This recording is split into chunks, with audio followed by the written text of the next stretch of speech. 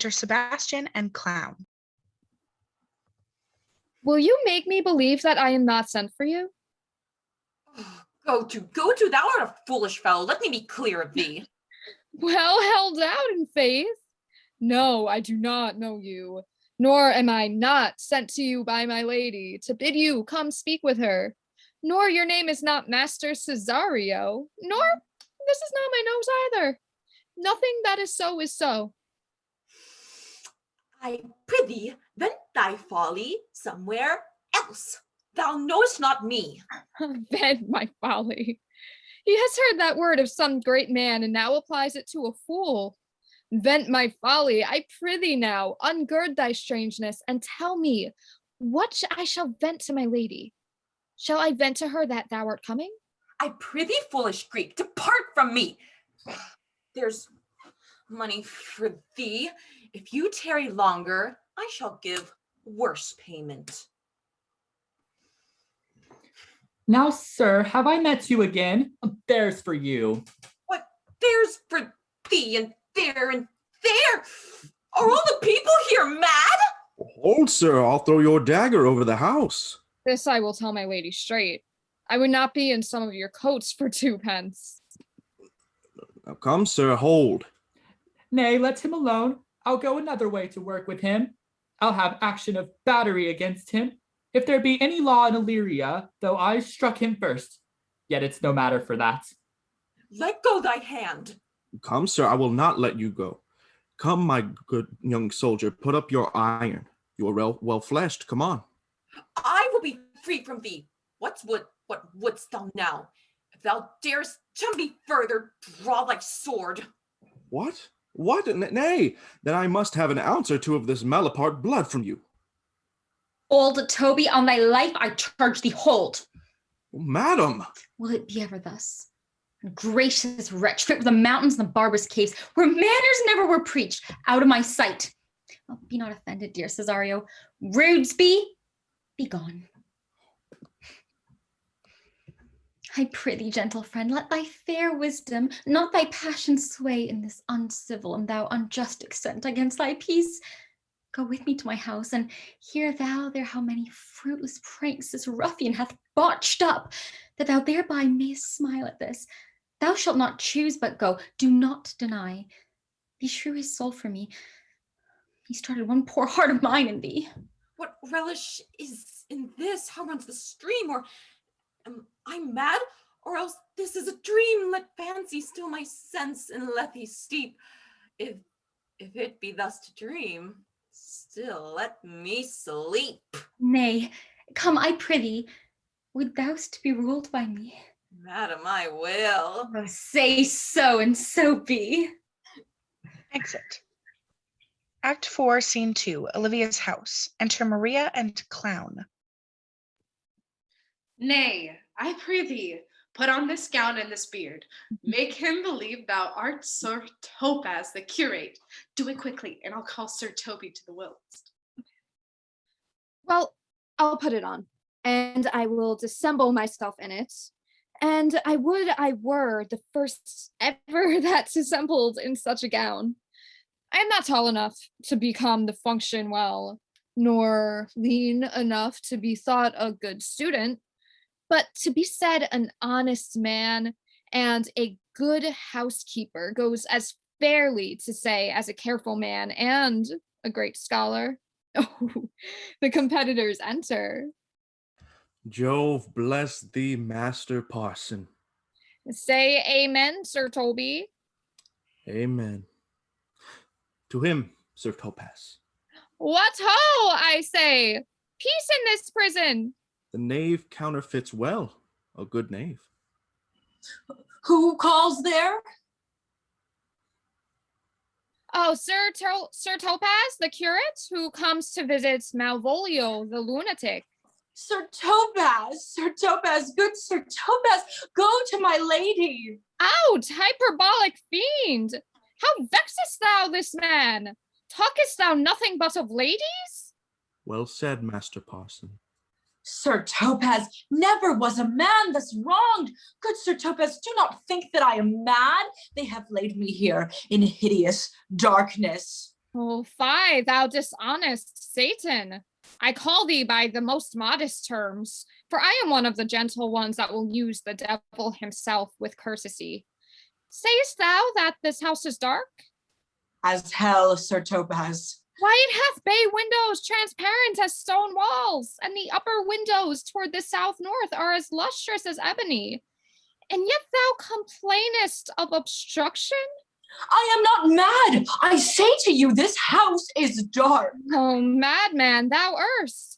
I say there is no darkness, but ignorance, in which thou art more puzzled than the Egyptians in their fog.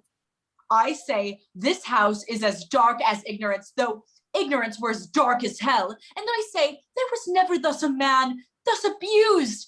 I am no more mad than you are, making a trial of it in any constant question. What is the opinion of Pythagoras concerning wildfowl? That the soul of our grandam might happily inhabit a bird. What thinkest thou of his opinion? I think nobly of the soul, no way to approve his opinion. Fare thee well. Remain thou still in darkness. Thou shalt hold the opinion of Pythagoras ere I will allow of thy wits, and to fear a kill of woodcock, lest thou dispossess the soul of thy grandam. Fare thee well. Sir Topaz, Sir Topaz! My most exquisite Sir Topaz. Thou mightest have done this without thy beard and gown. He sees thee not.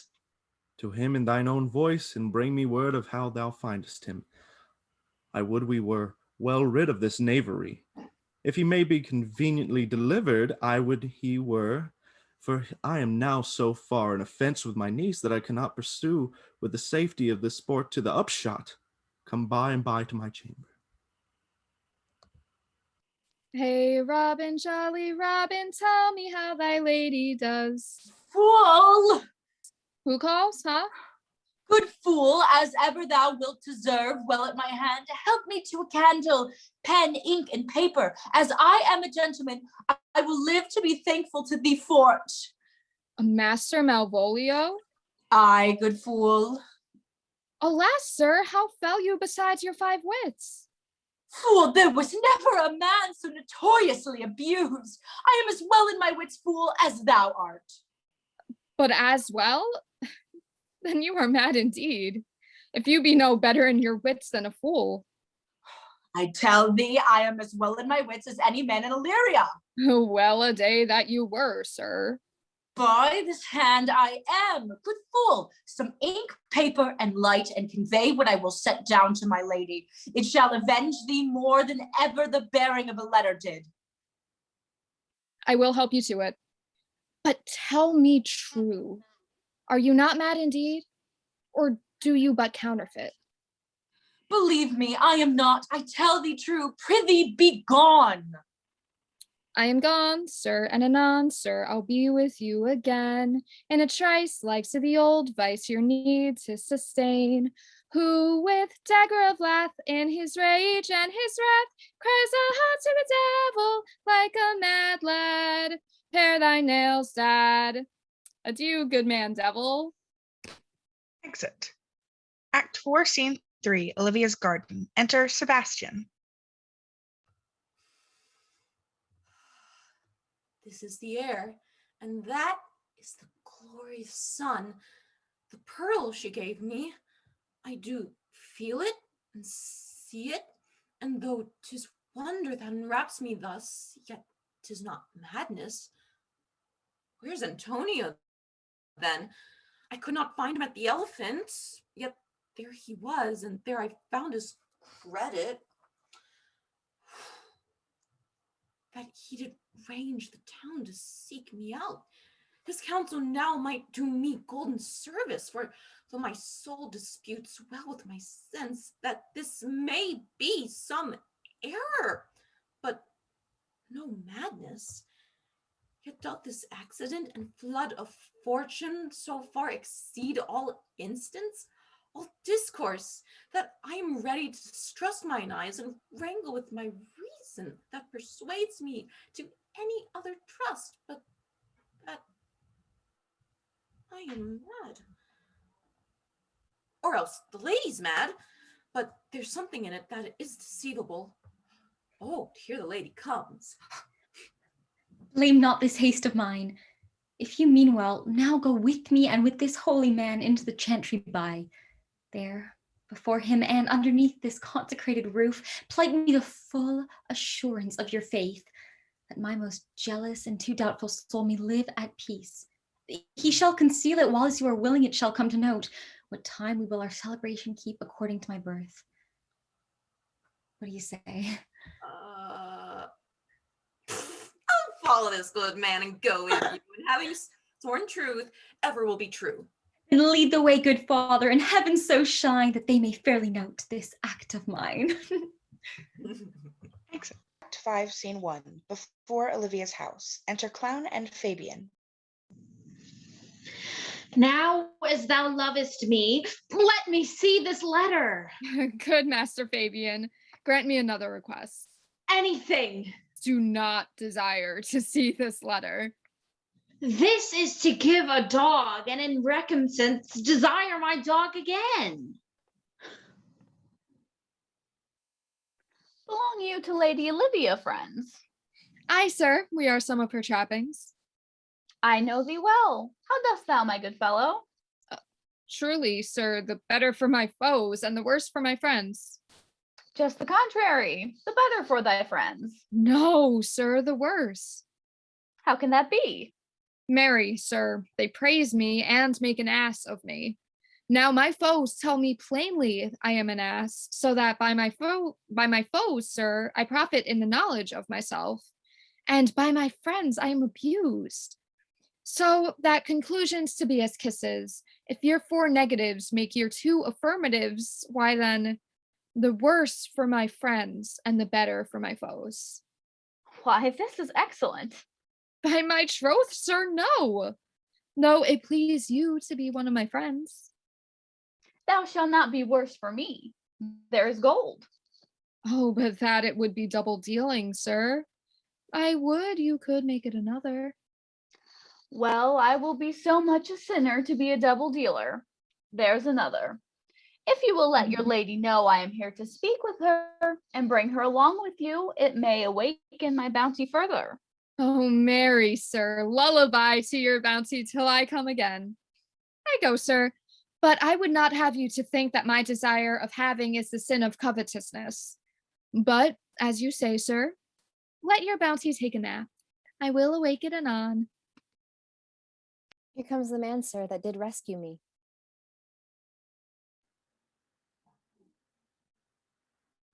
That face of his I do remember well. Yet when I saw it last, it was besmeared as black as Vulcan in the smoke of war. What's the matter? Orsino, this is that Antonio that took the phoenix and her fraught from Candy. And this is he that did the tiger board when your young nephew lost his leg. Here in the streets, desperate of shame and state and private brabble, did we apprehend him.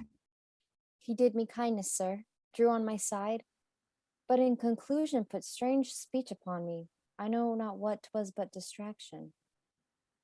Notable pirate, thou saltwater thief, what foolish boldness brought thee to their mercies, whom though in terms so bloody and so dear hast made thine enemies?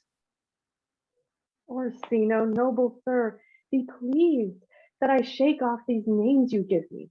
Antonio never yet was thief or pirate, though I confess, on base and ground enough, Orsino's enemy. A witchcraft drew me hither. That most ingrateful boy there by your side, from the rude seas enraged and foamy mouth did I redeem, a wreck past hope he was. His life I gave him, and did thereto add my love without retention or restraint. All his in dedication for his sake did I expose myself pure for his love into the danger of this adverse town, drew to defend him when he was beset, where being apprehended his false cunning, not meaning to partake with me in danger, taught him to face me out of his acquaintance, and grew a 20 years removed thing, while one would wink, denied me mine own purse, which I had recommended to his use not half an hour before. How can this be? When came he to this town? Today, my lord, and for 3 months before, no interim, not a minute's vacancy. Both day and night did we keep company. Here comes the Countess. Now heaven walks on earth. But for thee, fellow, thy words are madness. 3 months this youth has tended upon me. But more of that anon. Take him aside. What would my lord, but that he may not have wherein Olivia may seem serviceable? Cesario, you do not keep your promise with me. Madam. Gracious Olivia. What do you say, Cesario? Good my lord. My lord would speak. My duty hushes me. If it be aught to the old tune, my lord, it is as fat and fulsome to mine ears, howling after music. Still so cruel. Still so constant, lord. What, to perverseness? You uncivil lady, to those integrate and unauspicious altars, my soul the faithfulest offerings hath breathed out that ere devotion tendered. What shall I do? Even what it please my lord, that shall become him. Why, should I not, had I the heart to do it, kill what I love? A savage jealousy that sometimes savors nobly. But hear this, since you to non-regardance cast my faith, and that I partly know the instrument that screws me from my true place in your favor, live you the marble-breasted tyrant still, but this your minion, whom I know you love, and whom by heaven I swear I tender dearly, him I will tear out of that cruel eye, where he sits crowned in his master's spite. Come, boy, with me. My thoughts are ripe in mischief. I'll sacrifice the lamb that I do love to spite a raven's heart within a dove. And I, most jocund, apt, and willingly, to do you rest 1,000 deaths would die. Where goes Cesario? After him I love. More than I love these eyes, more than my life, more by all mores than I e'er shall love wife. If I do feign, you witness above, punish my life for tainting of my love. I me detested. How am I beguiled? Who does beguile you? Who does do you wrong? Hast thou forgot thyself? Is it so long? Call forth thy holy father. Come, away. Whither, my lord? Cesario, husband. Stay. Husband? I, husband. Can he that deny? Her husband, sire. No, my lord, not I. Alas, it is the baseness of thy fear that makes thee strangle thy propriety. Fear not, Cesario. Take thy fortunes up. Oh, welcome, father. Father, I charge thee, by thy reverence, here to unfold what thou dost know hath newly passed between this youth and me. Contract of eternal bond of love, confirmed by mutual joinder of your hands, attested by the holy close of lips, strengthened by interchangement of your rings, and all the ceremony of this compact sealed in my function by my testimony. Since when my watch hath told me, toward my grave I have traveled but 2. Oh, thou dissembling cub, what will thou be when time has sowed a grizzle on thy case? Or will not else thy craft so quickly grow that thine own trap shall be thine overthrow? Farewell, and take her, but direct thy feet, where thou and I henceforth may never meet. My lord, I do protest. For the love of God, a surgeon, send one presently to Sir Toby. What's the matter? He has broke my head across, and has given Sir Toby a bloody coxcomb too. For the love of God, your help. I had rather than 40 pounds I were at home. Who has done this, Sir Andrew? The Count's gentleman, one Cesario. We took him for a coward, but he's the very devil incarnate. My gentleman Cesario. Here he is. You broke my head for nothing. And that I did. I was set to do it by Sir Toby. Why do you speak to me? I never hurt you.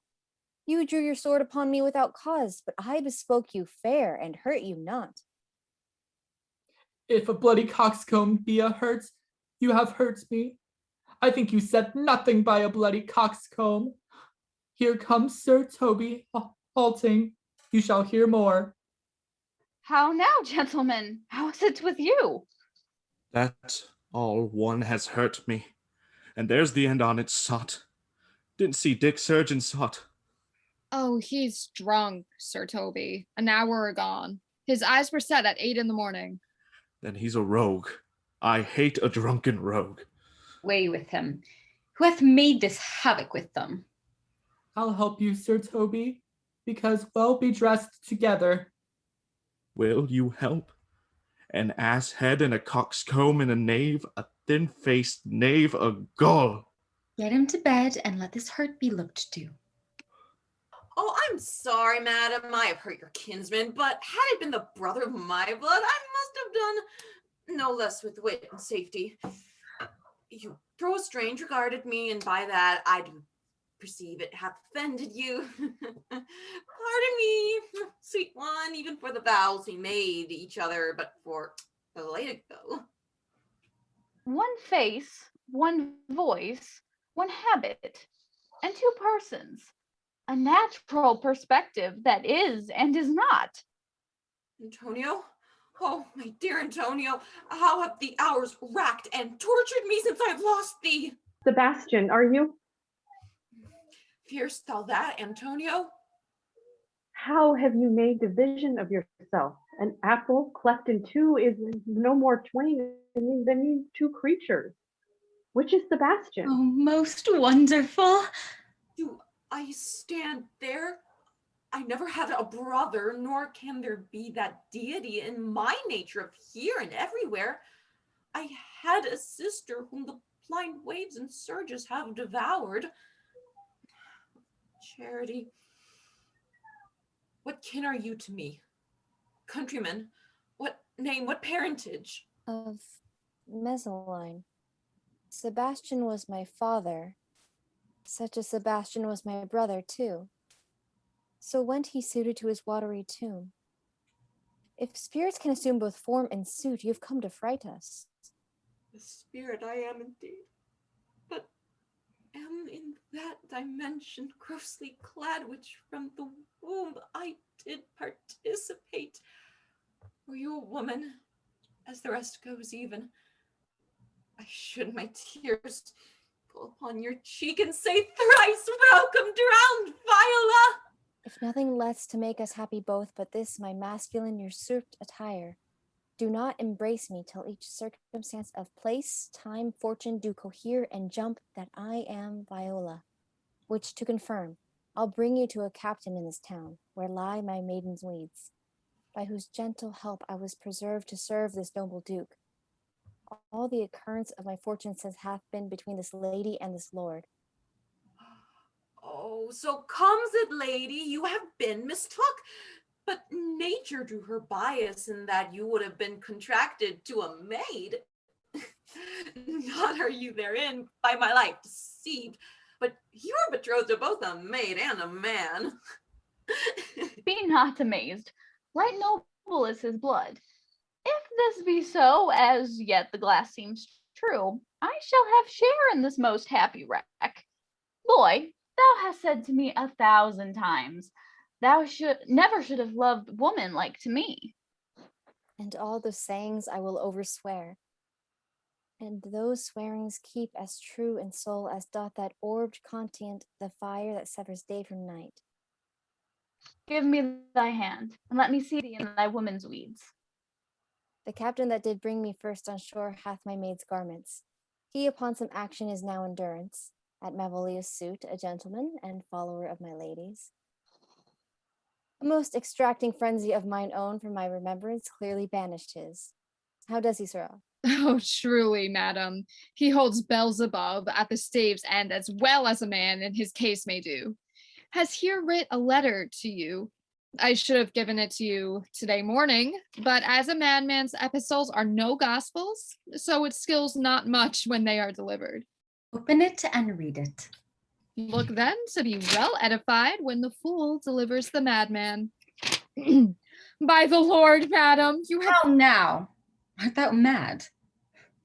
No, madam, but I read madness, and your ladyship will have it as it ought to be. You must allow box.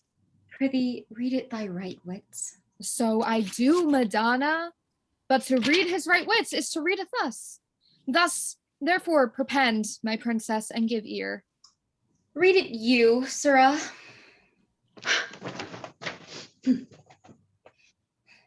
By the Lord, madam, you wrong me, and the world shall know it. Though you have put me into darkness and given your drunken cousin rule over me, yet I have the benefit of my senses as well as your ladyship. I have your own letter that induced me to the semblance I put on, with the which I doubt not, but do myself much right, or you much shame. Think of me as you please. I leave my duty a little unthought of, and speak out of my injury. The madly used Malvolio. Did you write this? Aye, madam. This savors not much of distraction. See him delivered, Fabian. Bring him hither. My lord, so please you, these things further thought on, to think me as well a sister as a wife. One day shall crown the alliance on it, so please you, here at my house and at my proper cost. Madam, I am most apt to embrace your offer. Your master quits you, and for your service done him, so much against the mettle of your sex, so far beneath your soft and tender breeding. And since you called me master for so long, here is my hand. You shall from this time be your master's mistress. A sister, you are she. Is this the madman? Aye, my lord, this same. How now, Malvolio? Madam, you have done me wrong. Notorious wrong. Have I, Malvolio? No? Lady, you have. Pray you peruse that letter. You must not now deny it is your hand. Write from it if you can, in hand or phrase, or say, 'tis not your seal, nor your invention. You can say none of this. Well granted then, and tell me, in modesty of honor, why you have given me such clear lights of favor, bade me come smiling and cross-gartered to you, to put on yellow duvet, and to frown upon Sir Toby and the lighter people, and acting this in an obedient hope, why you have kept me, suffered to me, to be imprisoned, kept in a dark house, visited by the priest, and made the most notorious geck and gull that e'er invention played on. Tell me why. Alas, Malvolio, this is not my writing, though I confess, much like the character. But out of the question, 'tis Maria's hand. And now, I do bethink me, it was she first told me thou wast mad, then camest in smiling and in such forms which here were presupposed upon thee in the letter. Prithee, be content. This practice hath most shrewdly passed upon thee, but when we know the grounds and authors of it, thou shalt be both the plaintiff and the judge of thine own cause. Good madam, hear me speak. And let no quarrel nor no brawl to come taint the condition of this present hour, which I have wondered at. In hope it shall not, most freely I confess, myself and Toby set this device against Malvolio here. Upon some stubborn and uncourteous parts we had conceived against him. Maria writ the letter at Sir Toby's great importance, in recompense whereof he hath married her.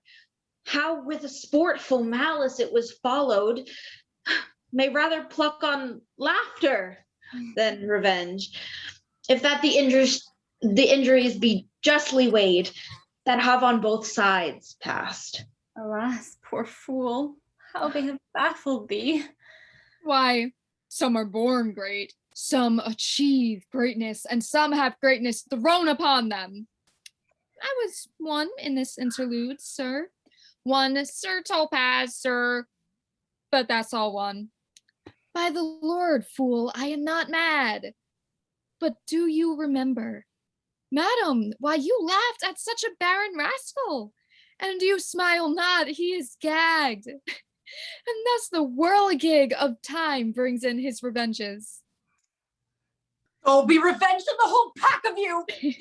Oh, he hath been most notoriously abused. Pursue him and entreat him to peace. He hath not told us of the captain yet. When that is known and golden time convince, a solemn combination shall be made of our dear souls. Meantime, sweet sister, we will not part from hence. Cesario, come, for you shall be while you are a man. But when in other habits you are seen, Orsino's mistress and his fancy queen.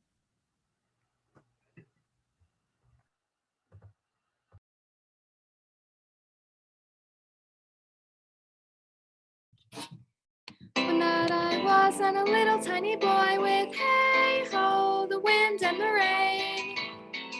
A foolish thing was but a toy for the rain. It raineth every day. But when I came to man's estate with hey ho, the wind and the rain, 'gainst knaves and thieves men shut their gate for the rain. It raineth every day. But when I came, alas, to wive with hey ho, the wind and the rain, by swaggering could I never thrive for the rain. It raineth every day. A great while ago the world begun with hey ho, the wind and the rain. But that's all when our play is done, and we'll strive to please you every day.